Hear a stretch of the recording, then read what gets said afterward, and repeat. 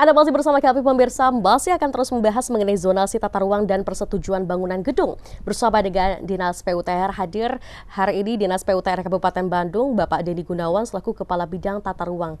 Nah, tadi sempat kita bahas ya bahwa ternyata ada transisi dari IMB, kemudian sekarang berubah menjadi persetujuan bangunan gedung atau PBG. Tapi ada pertanyaan juga ingin saya tanyakan karena seringkali memang dari transisi saja mungkin masyarakat harus teredukasi dengan sangat baik begitu. Oh, ternyata IMB sekarang namanya jadi PBG, misalkan seperti itu. Kemudian juga bicara mengenai transisi ini juga dari transisi teknologi ya Pak ya. Mungkin kalau generasi yang baby boomers nih kayaknya harus diedukasi banget ya Pak mengenai teknologi. Kalau yang generasi milenial ke bawah sih mungkin sudah familiar dengan gadget gitu. Nah, sejauh ini apa Pak tantangan yang mungkin dihadapi oleh Dinas PUTR dalam hal ini mengedukasi masyarakat dengan transisi dari IMB dengan saat ini sudah berubah menjadi yaitu adalah PBG. Silakan. Ya, mungkin nanti saya menjawab dulu pertanyaan awal, Bu. Sebetulnya berapa sih luas Kabupaten Bandung? Iya, ini menarik deh. Berapa sih luasnya? Kabupaten Bandung itu luasnya kurang lebih 174.000 hektar, Bu. 174.000 hektar. Itu luas Kabupaten Bandung. Berarti kalau dibandingkan dengan Bandung, Kota Bandung saja? Kota Bandung itu hanya 16.000 hektar. Bayangkan ya betapa luasnya Kabupaten Bandung. Artinya loh. Kita 10 kali lipat bahkan dari Kota Bandung ya. Oke. Yang kedua, Kabupaten Bandung itu memiliki 31 kecamatan. 31 kecamatan. Dengan jumlah penduduk di atas 3 juta jiwa pada tahun 2024. Wow, oke. Artinya itu satu tantangan dan kalau Pak Kadis bilangnya ini ladang amal kita deh. Ladang amal, Masya Allah. Kalau ya? Pak Kadis mengapa Kadis pimpinan kita dalam setiap pertemuan mengatakan kita ini ladang amal kita.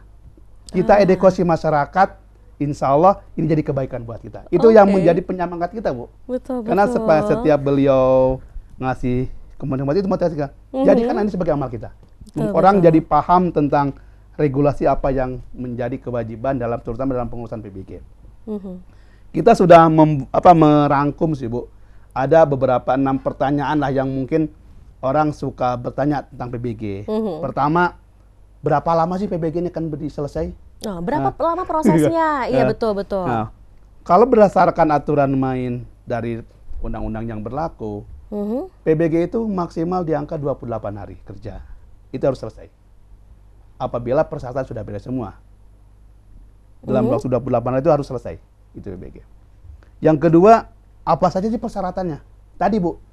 Karena ini sifatnya di-upload, jadi persyaratan yang untuk kegiatan PBG yang pertama, yang paling utama itu adanya identitas pemohon. Identitas pemohon, oke. Kenapa identitas pemohon? Karena sebagian ada juga yang nyewa, Bu ya. Saya mau bikin toko nih, tanahnya punya ibu. Betul. PBG-nya bukan sama ibu, tapi sama saya selaku penyewa. Iya. Sehingga ada perbedaan antara yang punya PBG dengan pemilik lahan. Dan untuk secara administrasinya ada surat sewa yang dilakukan di tanah notaris. Jadi ada yang atas nama pemohon, si tanahnya ada yang dalam bentuk sewa dan sebagainya. Kemudian dari setelah ada yang tanda KTP, kemudian tanda surat tanah, kita namanya KRK yang tadi ya saya sebutin. Dia harus masuk ke OSS dulu.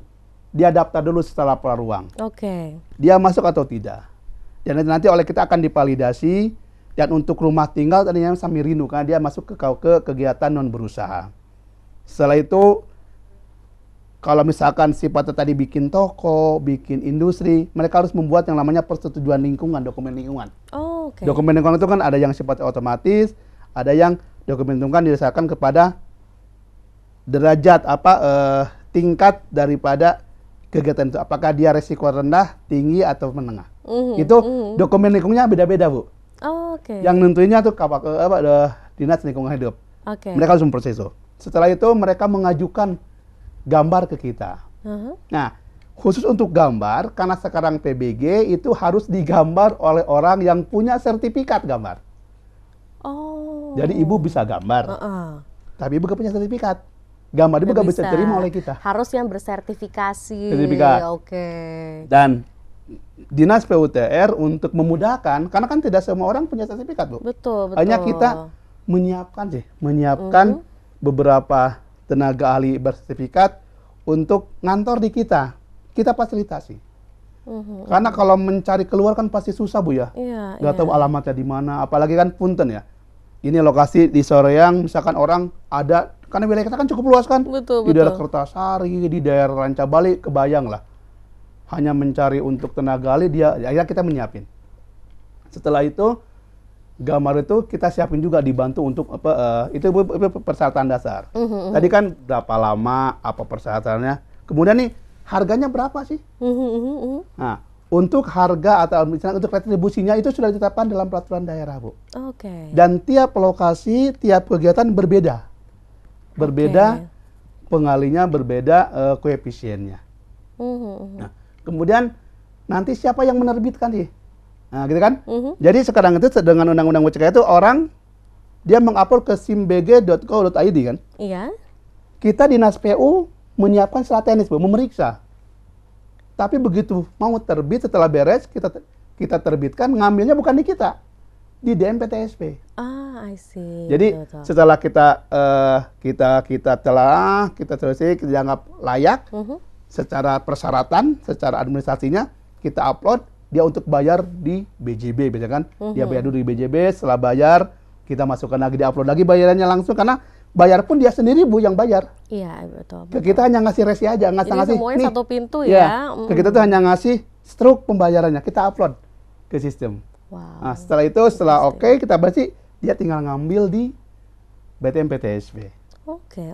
Artinya itulah yang membedakan antara IMB dengan PBG, Bu. Oke, Pak, mungkin dapat menjelaskan itu bagaimana untuk penataan bukan bangunan dan gedung? Nah, jadi gini, Bu, sebetulnya dalam bangunan itu ada dua kegiatan, Bu. Iya. Ada kegiatan yang berusaha, ada kegiatan yang non berusaha. Iya. Disitulah yang membedakan perlakuannya. Misalkan Ibu jualan, mau bikin toko tuh, Iya. mau bikin industri, mau bikin perumahan, itu namanya kegiatan berusaha. Dia daftar ke OSS dulu. Oh, oke. Di situ ada kajian, namanya kajian lingkungan dan sebagainya, baru ke kita. Iya. Sedangkan kalau Ibu mau bikin yang namanya rumah tinggal nih, itu namanya masuk ke kegiatan non berusaha. Atau mau bikin masjid, gitu kan? Itu beda lagi sambungannya, Bu. Kita bukan ke OSS, tapi ke yang namanya Samirindu. Ada satu sistem di kita khusus untuk kegiatan non berusaha. Oke. Setelah itu keluar, itu dia upload, kita keluarkan rekomnya atau validasinya sesuai nggak? Kalau sesuai keluar, kalau nggak sesuai, udah, game. Oke, menarik ini ya. Jadi kita juga perlu tahu semuanya disesuaikan dengan apa bidang usaha yang Anda akan Anda lakukan. Itu akan disesuaikan juga dengan izinnya nanti ya. Dengan pola pertama, dengan pola ruangnya. Pola ruangnya. Dengan yang keluar.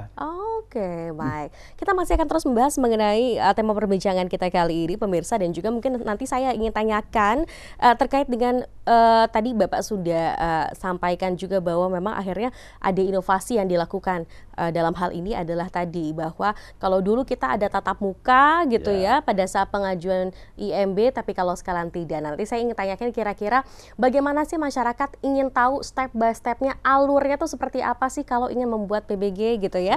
Dan juga mungkin nanti kita akan bahas mengenai zonasi. Kalau saya taunya zonasi sekolah, Pak.